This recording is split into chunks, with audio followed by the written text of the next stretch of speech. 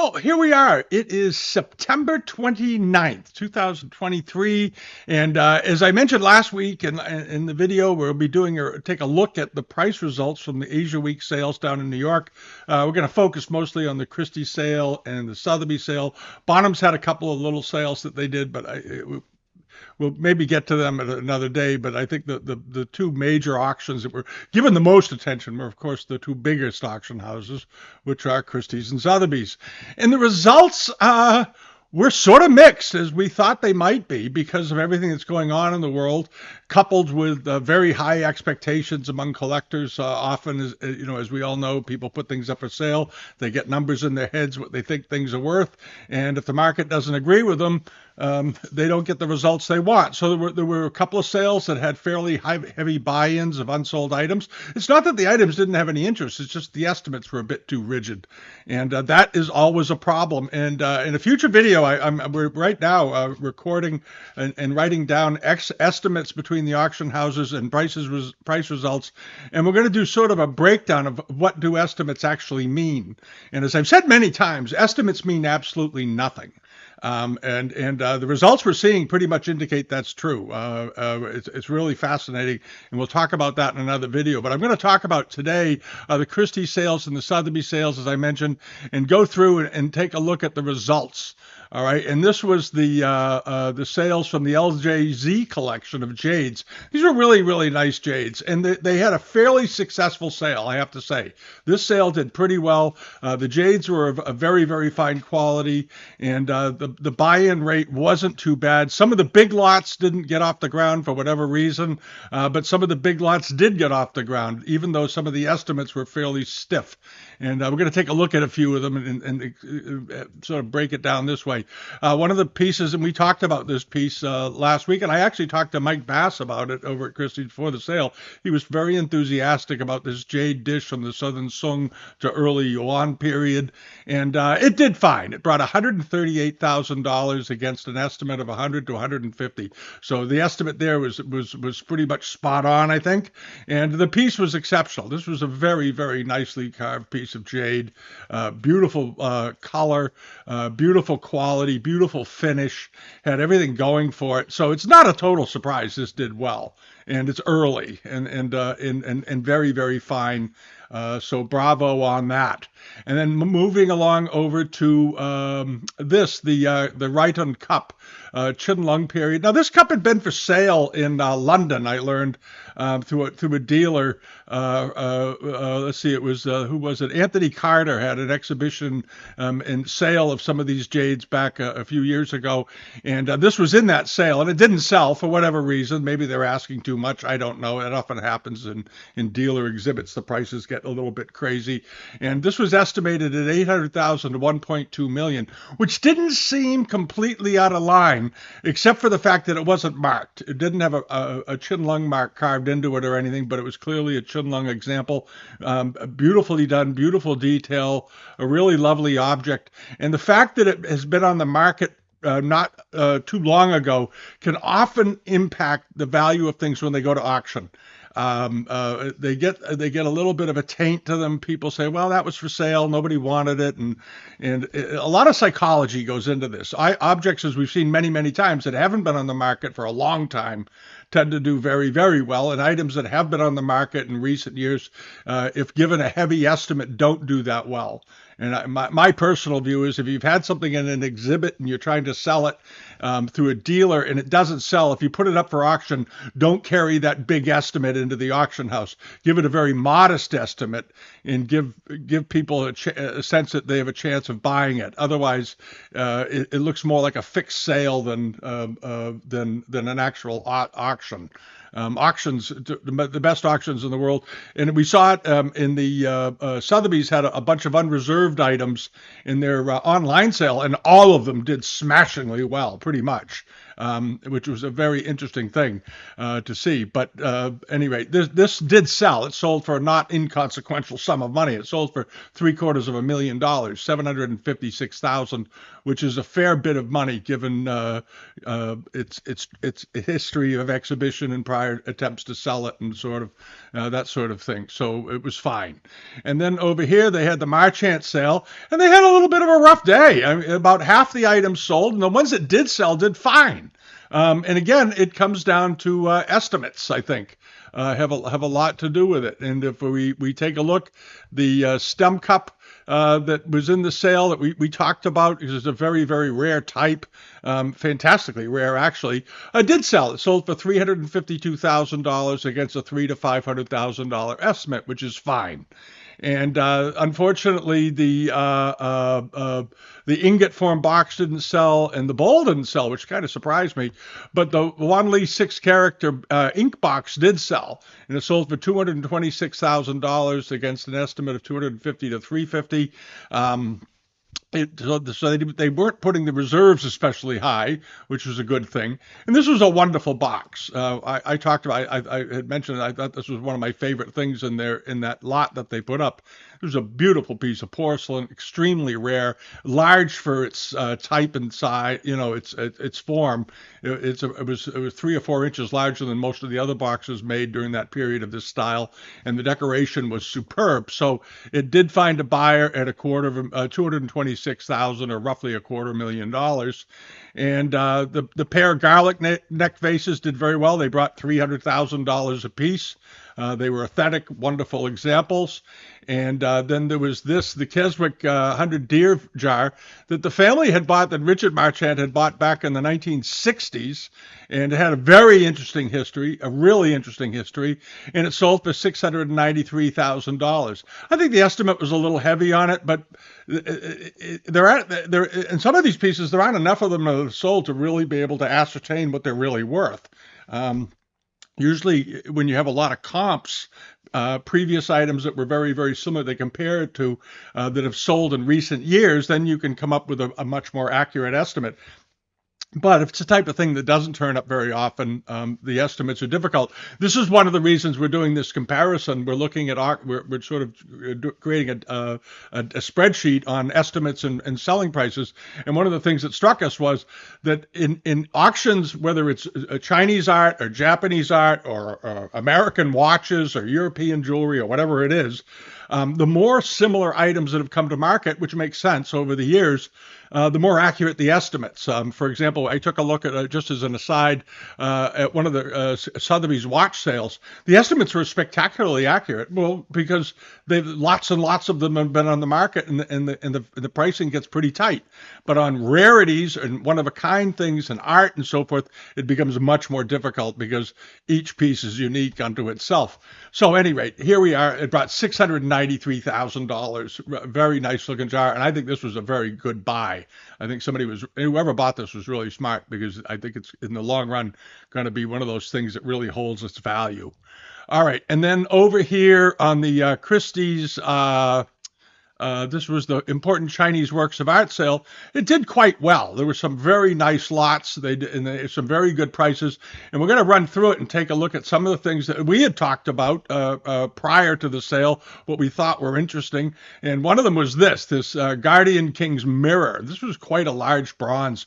It was 17 inches in diameter, had spectacular quality. Mike Bass thought it was absolutely wonderful. He sort of agreed with me on it, that it was just a great thing. And hopefully an institution bought it. Maybe it did, maybe it didn't. So if any of you see it, an announcement from any museums in your area saying that they recently acquired this, let me know, because this is a great object. And it ended up selling for $214,000, which was, I think, a very, very reasonable price. In this case, I think the estimate was about right, but I don't think this represented a heavy purchase. I think this was an item of great merit. I thought it really was wonderful. And then over to this, the bronze cloisonné bronze, that was sold by Lally and Company a number of years ago. It was estimated at $30,000 to $50,000. We talked about it a couple of weeks ago. We thought it was wonderful. The form, the shape, very powerful object, beautiful color, great quality. And again, we talked to Mike Bass about it in particular, and he agreed. He really liked this a great deal. And it did extremely well. It went way over its estimate, nearly doubling its high estimate, selling for $98,200. And the high estimate was $50,000. But unusual, powerful, very attractive, and the art on it is just exceptional. And I think it can't be emphasized enough that if when it comes push comes to shove, historic importance and archaeological importance or aesthetic beauty plus all of that, the aesthetic beauty side generally wins. Because it has a wider audience than just academic interest. And this was a beautiful thing, and it did very, very well. And then slipping over to this, the bird cage. Remember we talked about the Z10 bird cage from the early 20th century? Really, really fine example. There was a lot of interest in this apparently. It was estimated at 70 to 100, and it went for $189,000. And this bird cage was made, I think it was in 1919, it says, and it was dated. But it was made by one of the most famous bird cage makers in southern China at the time. And this, as many of you know, this is quite a cultural sort of an academic thing, is keeping birds and having them as company. It goes back a long time in Chinese history of having pet birds. And this was a beautiful example, even though it was made in the 20th century. And then hopping along over to this, the brush pot, as we had talked about, there had been other examples like it in the Irving collection. There was one in the Ellsworth collection and so forth, and it was estimated at 35 to 45,000, and it went over the estimate and ended up selling for 52,900. But these always do well. This particular style and form, they're very elegant, very, very subtle, and beautiful wood quality and beautiful carving and finish and all that good business. And they were made during the late Ming into the early Qing dynasty, an interesting period in history that right now is getting a lot of attention, obviously, among collectors. And then over to this, the four-post Huanhua Li canopy bed.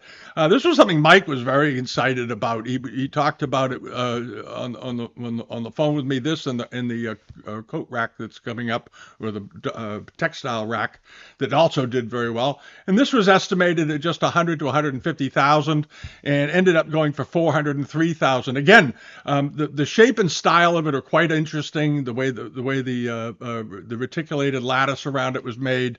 The shape, the form, lots of carving on it, beautiful proportions, everything you'd want, really. And it ended up going for more than double its high estimate. It's selling for $400,000. But a beautiful example and a bit of an unusual example. I don't know what they said about it was exhibited at the Metropolitan Museum of Art at one point in New York. It had belonged to Arthur Sackler and Elizabeth Sackler at some point. And there it is, wonderful, wonderful piece of furniture. And then you have the coat rack, or the Huanhua Li clothes rack. It was estimated at 400,000 to 600,000. Ended up selling for just under $1 million at $919,000. A very, very nice example. And you may recall, I think it was Stair Gallery earlier this year had a very similar rack that they sold, that they'd estimated it, I think, at 3,000 to 5,000, or some very low estimate, because they didn't think it was a period one. Turned out to be a period late Ming rack, and ended up selling for about 600,000. So this with a $400 to $600,000 estimate, of course, was in line, and it brought 919. It went well over. Again, furniture, good Ming furniture is doing very, very well these days. And as is Shunxi, again, back to 17th century material, the growing interest in it. You have this really fine Shunxi period bowl. It was estimated at just 4,000 to 6,000. We talked about, I thought it was a lovely porcelain. I thought it was really nicely painted, very freely painted, nice coloring, good condition, well potted, all the things you'd want to see in one of these. And there's the bottom of it. There's the sides of it. But great decoration and rather rare type. I thought this, and I love the double gourd vase on here with the scholar sitting next to it with his ruby-head scepter.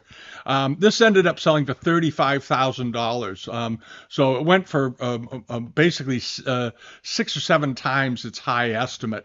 Again, the difficulty in doing estimates. This is an unusual type. You're not going to find another one like it too quickly. So estimates are often blown away, one way or the other, high or low. And then this, the Feiwa jar, Hongxi period jar. We talked about this. We thought it was wonderful. Estimate at 150 to 250,000, which is a pretty significant estimate for a piece of Feiwa. As you know, there are lots of them around. Most of them aren't this good. This one was exceptional, and it ended up selling for just a little above its high estimate at $252,000. But again, it was beautiful.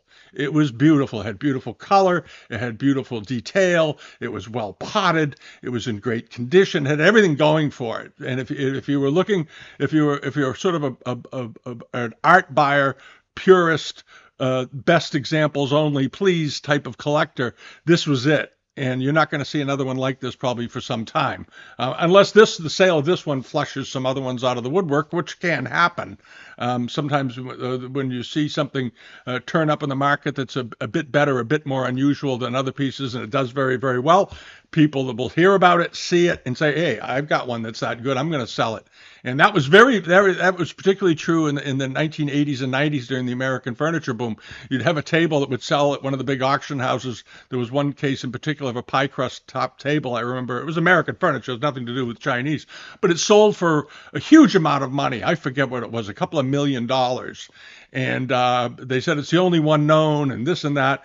And within 6 months, 4 others popped up. I think it was 3 or 4 others came to the market because other people did have them, and they didn't know that theirs was so rare. They just thought it was maybe a little unusual, and it brought a lot of money. And the same dynamic can take place here.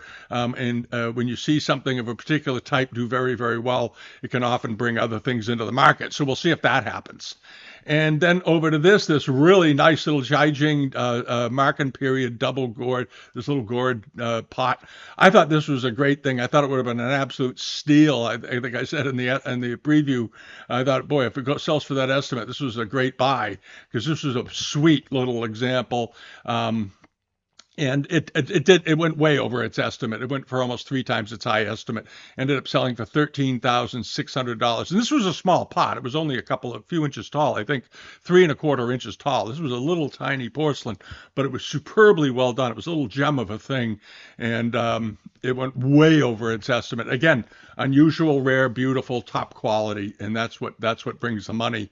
And then the pair of export leaf dishes. There were a number of Yongchen pieces in this sale from this same collection. These had been sold by Chait Galleries many years ago in New York.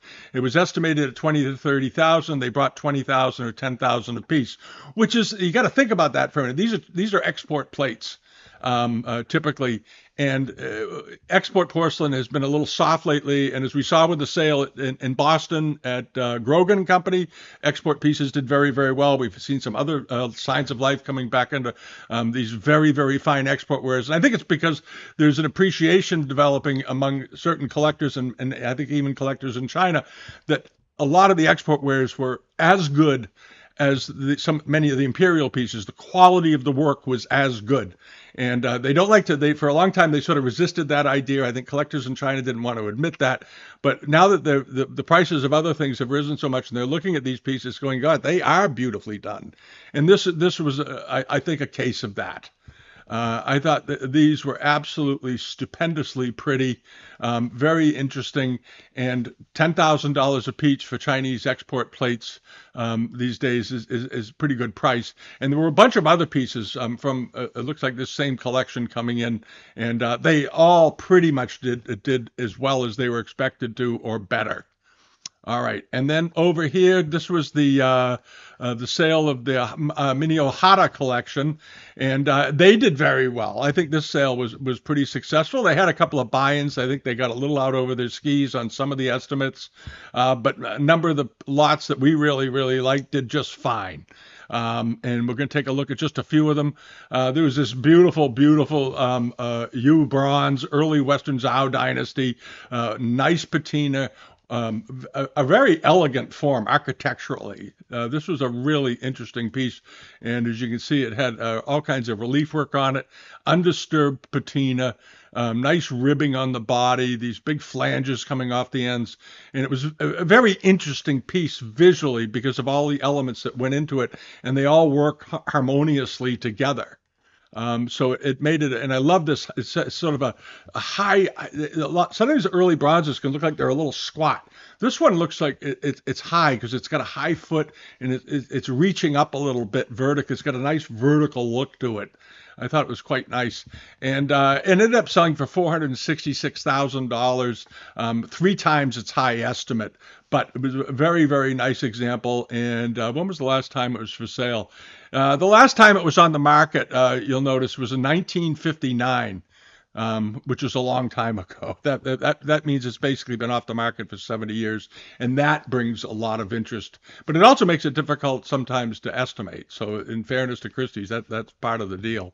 And then the Southern Song Dynasty Canuta green vase that did have a repair on it and everything. It was still estimated at 700,000 to $1 million, and it went well over that. It sold for $1.3 million. But it was large for its type. The color was wonderful. The handles were beautiful.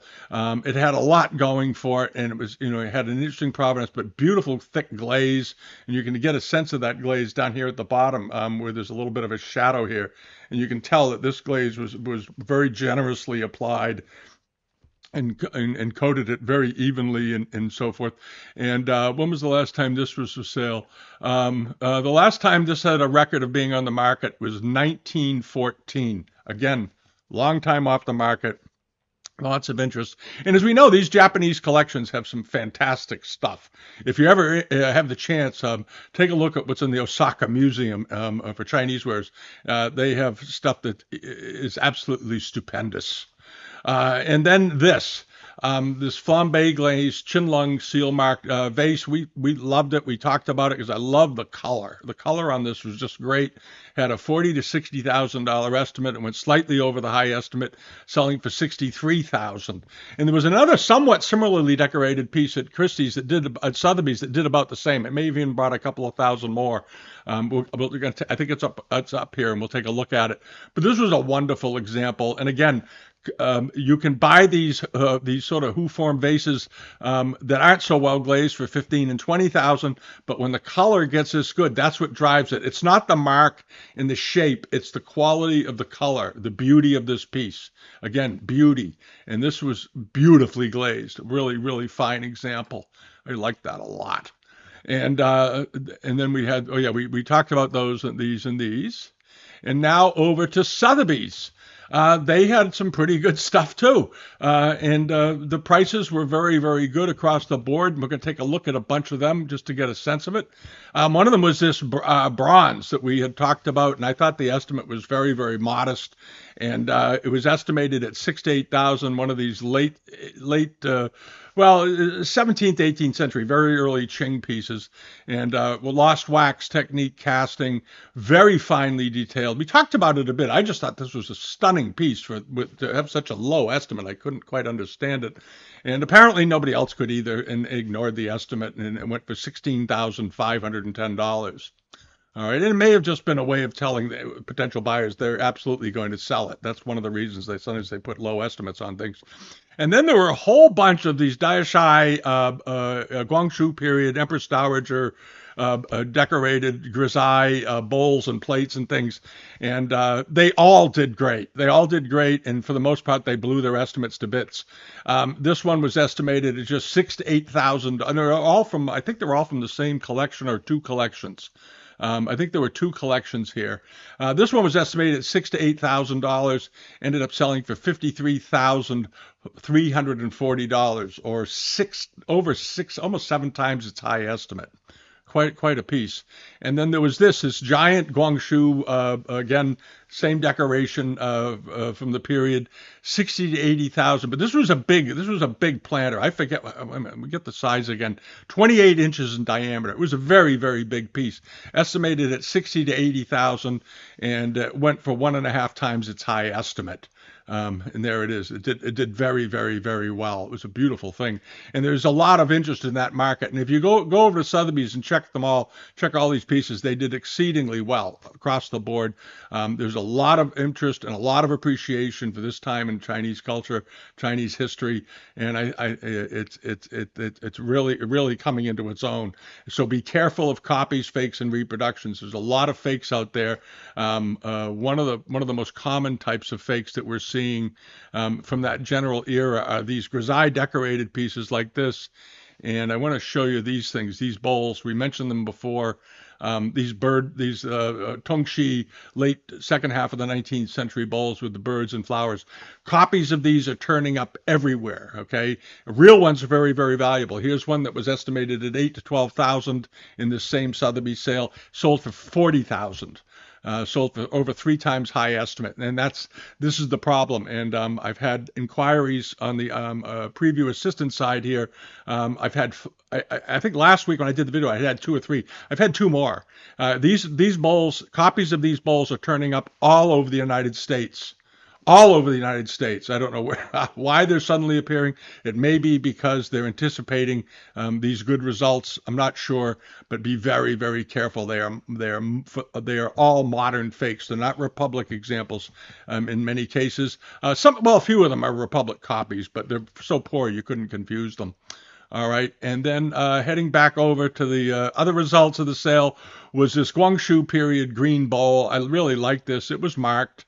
There's the bottom of it here, and there we go. And this came from the Sept collection, mark and period, but beautiful apple green glaze. This kind of glaze you see sometimes on Guangxi pieces. It was estimated at 4 to 6,000, and it went for 16,000, or 2.5, basically almost 3 times its high estimate. And then another piece from the Guangxu period, the Empress Dowager Cixi's a posthumous seal for the Empress Dowager, Qing Dynasty. Let's see, Qing Dynasty, Qianlong period, the seal with the face of the Qing Dynasty, Guangxu period. So it was sort of recarved, I guess, was the idea to this. Seal face. The seal face was carved to the Guangxu period, I guess, but the body was carved in the Qianlong period, so that makes it kind of interesting. It ended up selling for 419,000, over 2 times its high estimate. Beautiful piece of jade. And then the Moon Flask. This was a lot of interest in this. It was on the cover of the catalog.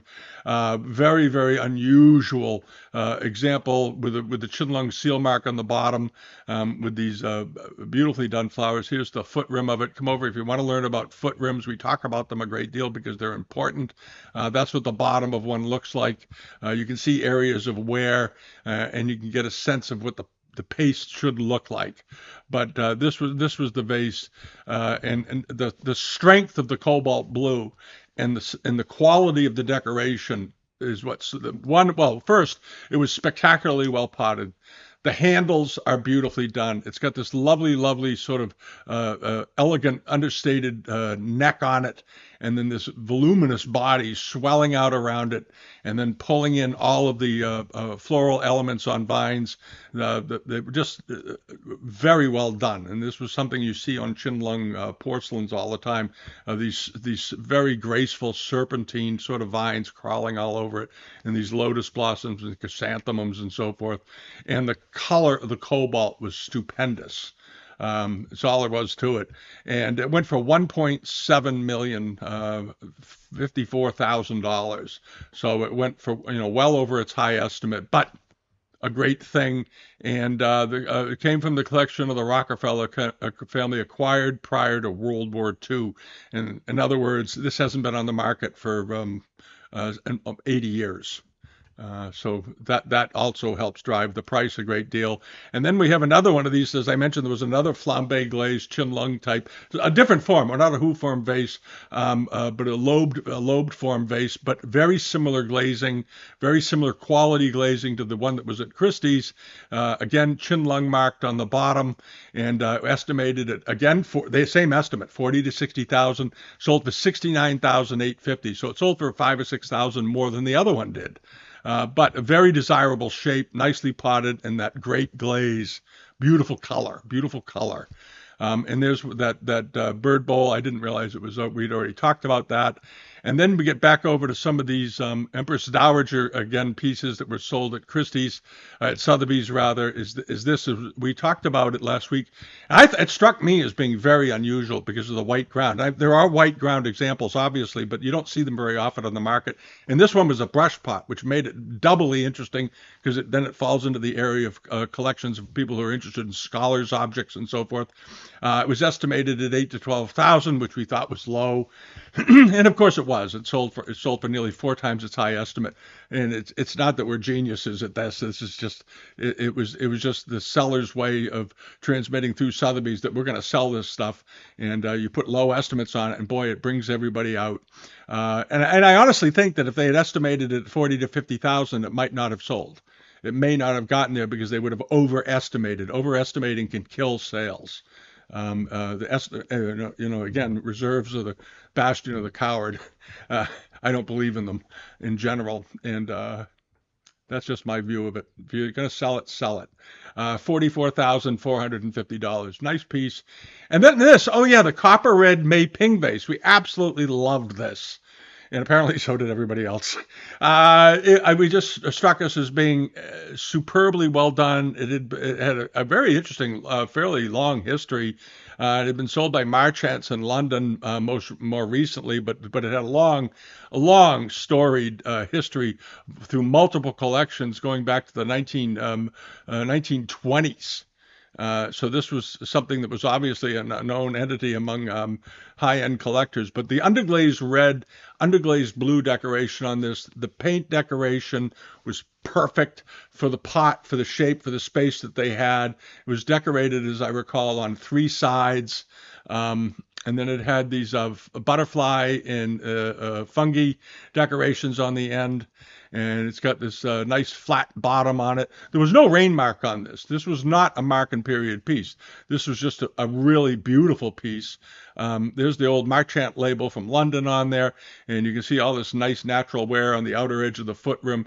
And you always have to realize that these bases here, they're typically not always completely flat. They taper inward. So this is the highest point, and then it tapers down, and then it drops into this well on the bottom. But this was a really wonderful thing. I really like. If I had my choice of anything in this auction, I would have picked this just for its aesthetics. And everybody loved it. Everybody loved it, and it ended up selling for 6 times its high estimate. 600% over its estimate of just 8 to 12,000, which was, it doesn't take a genius to know, it was obviously low. It was just such a great thing. And then over to this, China, the 5,000 years sale. This was the online auction. And this is a sale worth taking a look at. We talked about it last week because I thought the estimate's very reasonable and the sell-through rate was extremely high. And you'll see these little blue boxes, and they all just mean unreserved, unreserved, unreserved. And there were a lot of them in here. And pretty much everything, as far as I can tell, it looks like this sale was 90-something% sold, 99% sold, and which is a very healthy thing. And there were some good buys. This is why I pointed it out. There were some very good buys, and some things went way over their high estimates. There were some lots in here, as I recall, that did very well. Oh yeah, this painting. I mentioned this painting last week after Ting Chi, the 17th century painter, and I thought it was a really nice example. It had a $800 to $1,200 estimate, and I thought that was awfully low. And at the end, it sold for $5,334, just because aesthetically it was so good. And even if it was in the school of or after, or done it around the same time by his best friend, who cares? This was a wonderful painting, and it might have been done by him. His paintings turn up on the market, and they are often left attributed to, after, style of, and then they get chased and they get bought as though they're period, and they may well be. His style of painting was heavily copied, but he was fairly prolific. and there's a lot of confusion about what are his paintings and what are somebody else's paintings. And I think for $2,500 a piece, these were absolutely fabulous. They're all framed and ready to hang in your house and enjoy forever. All right, and then this was in the online sale, and this was a shockaroo. And if any of you went to the preview, let me know. This is going to be the pop quiz of the day. What the heck was this? This was estimated at $5,000 to $7,000 as a late 19th century Qing jar. All right. And if it was late Qing, 5,000 to 7,000 is probably reasonable. It had this very nice late Qing lacquer stand attached to it. But there was something about it, and no, I haven't heard anything why, but it ended up selling for $317,500, which means it had a lot of interest from a lot of people. And I'm not sure why. There may be a 19th century example like it in some famous collection or part of something, or there may be some history to it. But there has to be a reason why this went so far over the estimate, or it was a Kangxi pot, and it didn't look Kangxi to me. But if any of you know or went to the preview and heard any scuttlebutt on what the story here was, I'd love to hear it. It was spectacularly well painted. If you look at this panel here with this landscape on the figures crossing the bridge and the water and the way it's done, it is beautifully, beautifully painted. There's no doubt about that. The lid was perfectly proportioned. The calligraphy looked very neat and orderly. The shade of blue was very well done. It was beautifully potted, and it was good size. This wasn't a small thing. It was 31 inches in height overall, including the stand. So the jar was probably about 22 inches tall, roughly, somewhere around there, 24 inches. But really interesting, and I'm dying to find out why it sold for that much money, and there must be more to the story. So if any of you know, and you know who you are, because I know some of you went to that preview, let me know. Let me know what the deal was. All right, and then there was the pair of Ming Dynasty Celadon figures, and these were very modestly estimated. I'm not quite sure why. They were estimated at just 3,000 to 5,000. Again, it may have been a situation where the auction house was trying to tell people they're not unreserved, but the estimate is so low that because the reserve or minimum selling price can't be higher than the low estimate. That's sort of a rule. All right. And here you have these two beautifully glazed Ming Longquan Celadons made sometime between 1500 and 1550 when the kilns were closed. These are sort of later production pieces, but very nicely done. And they're not really a pair or anything, but they're complementary certainly. And I love this one sitting on the lotus on top of the Fu Lion. I thought that was great. And the estimate was just 3,000 to 5,000, which seemed terribly low. Again, telling the audience we're going to sell them. And they went for $44,500, which I think is about right. About 20,000 a piece sounds about right. And then again, this is the last one, was this Chanchu Ping that we talked about that was in the online sale. It was estimated at a very modest $4,000 to $6,000. And of course, we saw what the other ones were doing and how well they were doing. And if that's the trend, we're going to see it here because that estimate is going to be made dust of, and it was. These sold for four times 400% of its high estimate. It sold for $24,130. And I think last week when we looked at it, I think we said it would probably bring 20 to 30,000. I think that was actually what we estimated, and not because we're crystal ball readers. It's just that. You look around at what the other pieces are bringing, and why wouldn't this do as well? And this was a pretty good sized pot too. It was 16 inches tall. It wasn't quite as elaborately decorated as the Chanchu Ping that was at the Christie's sale, but or the other sale, the live sale that had these. But it's still a beautiful example. And there you are, $24,130, which is very, very exciting. Back in the 80s, I remember vases like this would turn up, and you'd be lucky to get $1,500 for them. Yeah, things have changed, which is quite amazing. We sent one that we found. It was a covered jar. To Christie's back in the day, I think, and it was very big, and I think we got 5,000 for it, and we were stunned. We said, "Wow, who'd have ever thought?" And that was 30 years ago. So there you go. Anyway, that's sort of a look at it all. I think everything did well. I think the market is going to see some difficulties because of world events, not something that the Chinese collectors are doing or the American collectors are doing, or a lack of interest. There's a lot of economic impacts that are coming along, and I do hope that our friends in China can get their economy back under their feet, and the U.S. can get its act together, and everybody can start behaving and getting along like human beings once again. That would be nice, and stop calling everybody they're our enemies. And anyway, it makes my head explode. Let's just stick to this. Have a great week. We'll have the regular weekly video up today also, and I hope you're all well. It's good to be home, and till next time. All right, and we're going to do that video. That video will be coming up on estimates. I think you'll find it kind of interesting. We're sort of structuring what we're going to talk about and so forth. So thank you for subscribing, and if you haven't done so, please do leave a comment. See you again. All right, bye bye.